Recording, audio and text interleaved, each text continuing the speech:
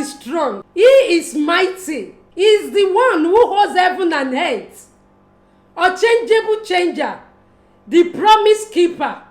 He is coming back to take everything that belongs to him.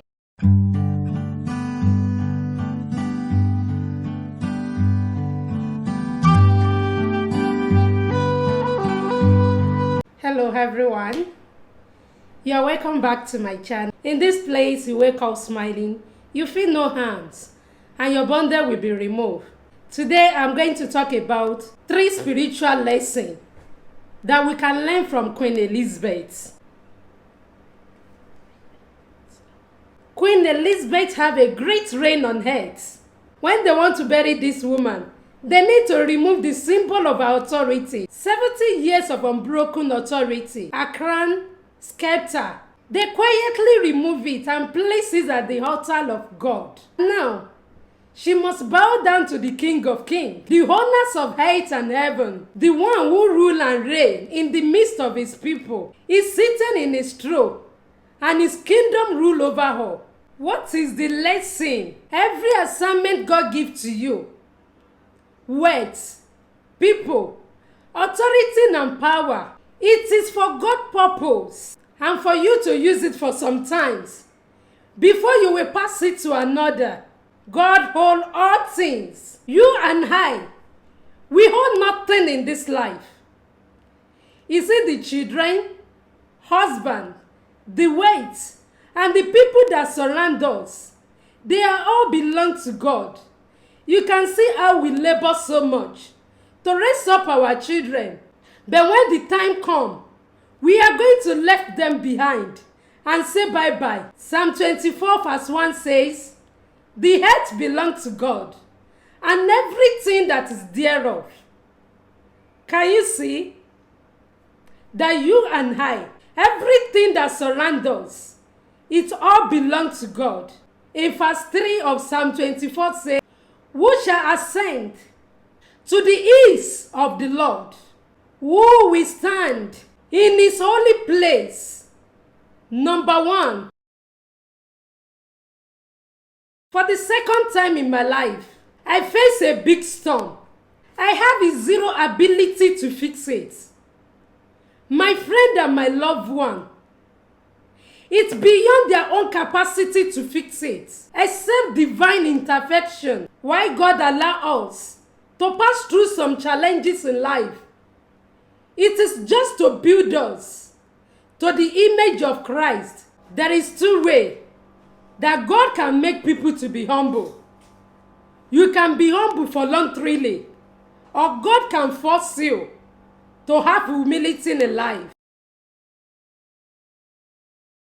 Those who their motivation is pure, not a judgmental, pointing finger, or busybody in another person's business.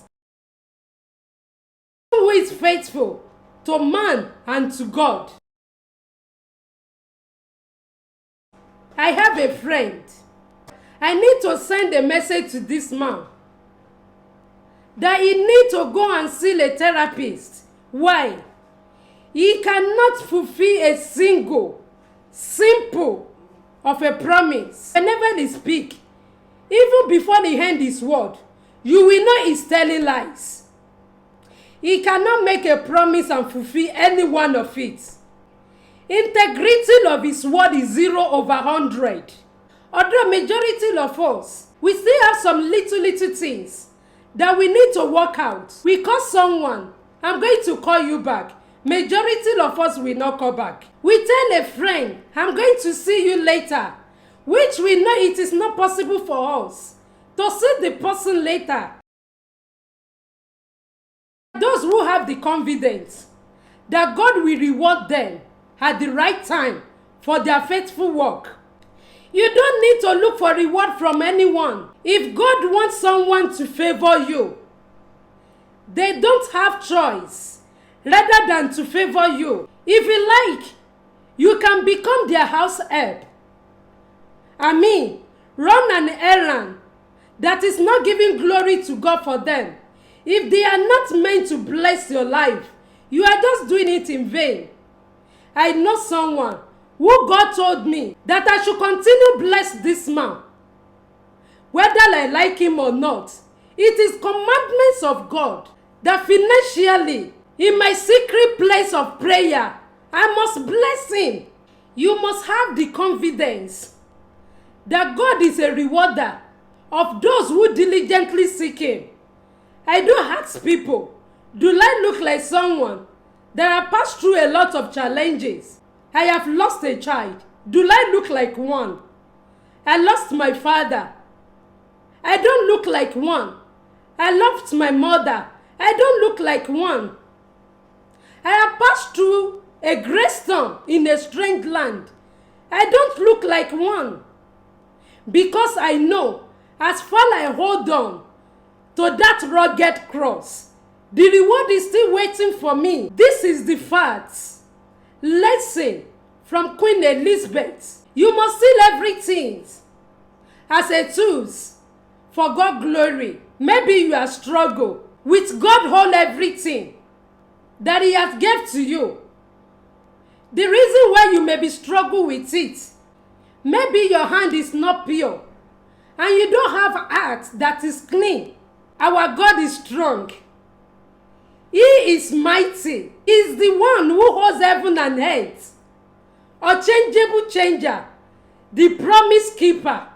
He is coming back to take everything that belongs to him. And if God take everything that belongs to him, what do you think that is still remain on earth that does not belong to God? The first time he came to this earth, he came as a baby in humility.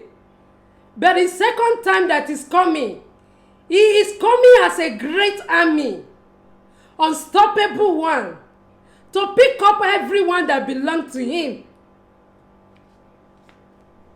I wonder in some country, nation, they need to enter different coven, have agreement with Satan before they will become a local king. According to reports of Queen Elizabeth, she never missed church.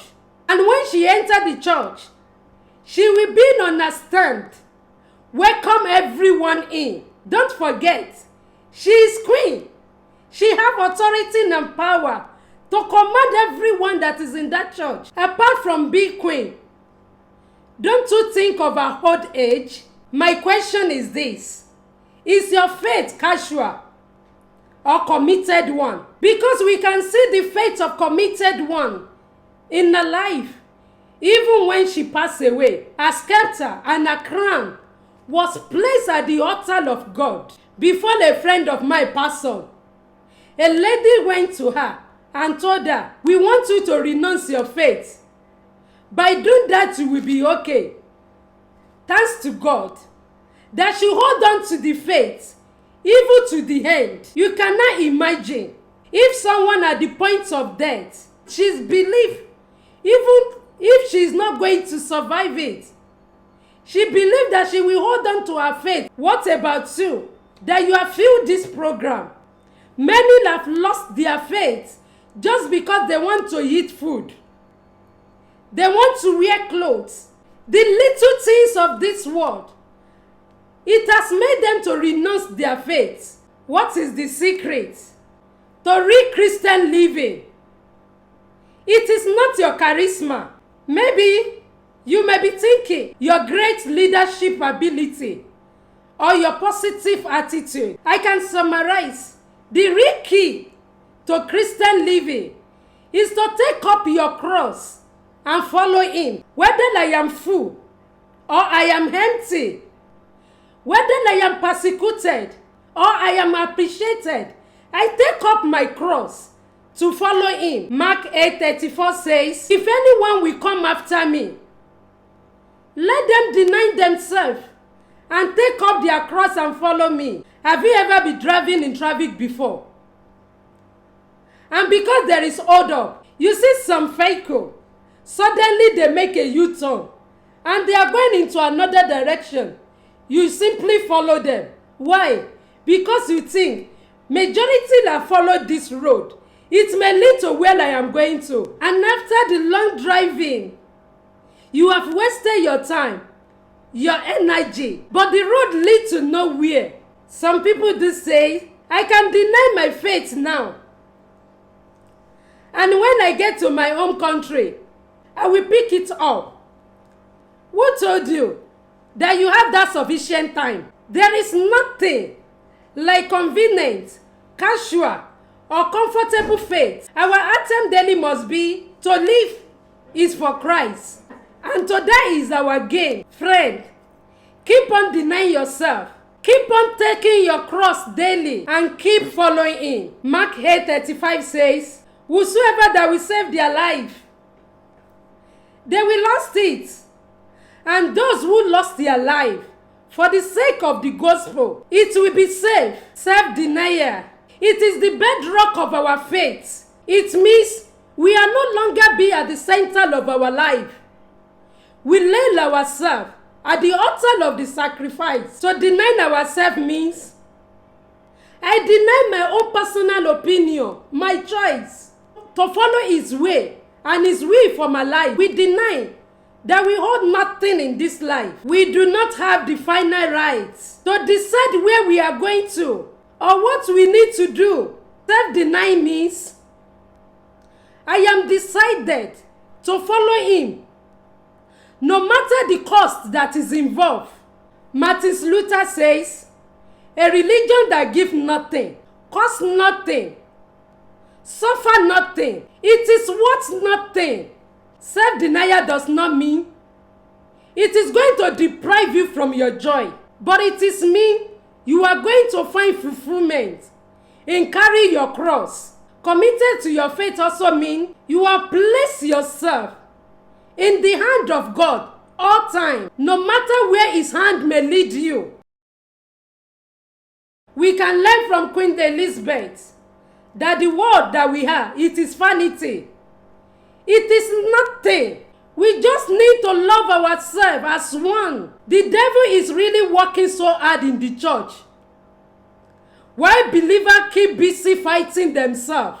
We cannot peacefully close our eyes.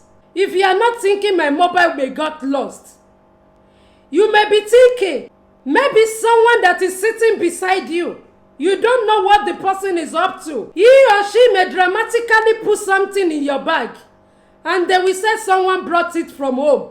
Where is whole-time religion? Where is passion and love that established Christianity? I have a brother, and anytime you talk about church to this guy, he's a Christian. He will simply tell you, I have many battles I am facing in life. I don't want the battle of church to be added to it. I am pastor in my house. My wife is my choir, and my children is my member. I don't just want to involve in church things. Don't decide whatever you may be passing through, not because of anything, but to build your own character. Because the only thing that is going to last on this earth, it is the church of God. This mountain, God are going to build His church. The gates of hell cannot prevail over it. It is the church people and church that is going to last. They are the ones that are going to be raptured with Him. For that reason and purpose, you still need to keep on taking up your cross daily. I want you to remember something, that even the foundation of church is not perfect. The foundation was laid on Peter and Paul. Paul was a murderer. Peter was a person that full of self-righteous when God sent Cornelius to him. Cornelius was an unbeliever that is serving God that he does not know. When God appeared to Cornelius, He sent Cornelius to Peter. But when God appeared to Peter in the dream, God told Peter, keep this and eat it. He said, I cannot eat it because it is unclean things. You can see that even when God is giving command to Peter, he's still full of himself. If the foundation of church, it is being laid on imperfect people, that means there is no church that is perfect. You just need to decide in your own heart that you are going to follow Him to the end. Because we cannot serve God in isolation. Your gift and talent that you are using today, majority of us get it from church. And the way to show appreciation to the one who give us the gifts and the talent is to use it in that church to build others. You are my brother and sister. Whether you are white or black, we all carry same blood. We all flow right from Adam and Eve. We have same blood in us. Why are we fighting each other? Don't forget 1 Corinthians 13 verse 13. If I have voice, I have talent, like an angel and like man, and I don't love my fellow believer, I don't love the people that I am see, I am nothing but a noisemaker. Love is an endure suffering under persecution, and Christians must be persecuted because your faith must be tested, but you are not abandoned by your home country. Have a wonderful day. God bless you. If you have not surrendered your life to Christ, Christ is calling you now. Tomorrow may be too late for you. If you are blessed with this program, don't forget to like. It costs you nothing. To comment and to subscribe. All my old subscribers, thank you for coming back to this program. Without you, I cannot be able to go far. God continue to uphold you, strengthen you, and perfect everything that concerning you. Love you, and I hope to see you next week.